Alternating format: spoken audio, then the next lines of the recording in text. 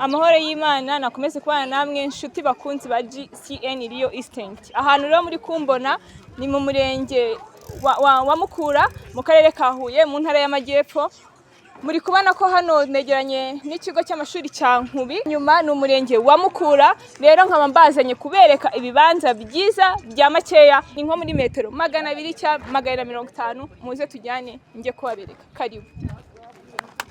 Hano hantu rero mperereye ni mu murenge wa Mukura. Hano hantu ni hafi ya kaburimbo muri metero nka 400 ubu ugeze kuri kaburimbo. Ikibanza cyakubereka rero ni iki ngiki. Murabona ko ari ikibanza kinini giciyemo ibice bibiri.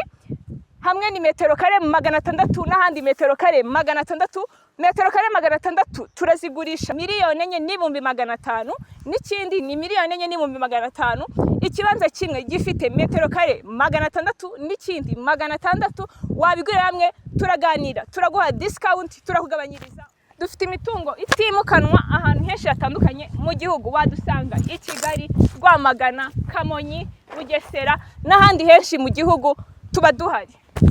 Dukoresha ama platform atandukanye, dukoresha Instagram, WhatsApp, Twitter, TikTok. Aho hose wahadusanga kandi ukabasha kudukurikirana 100% ureba ibikorwa twe dukoresha. Rero nimba ushaka kureba ibindi ngiye ntabashije kuvuga ni byinshi, nago nabihera ku murongo ngo mbirangize.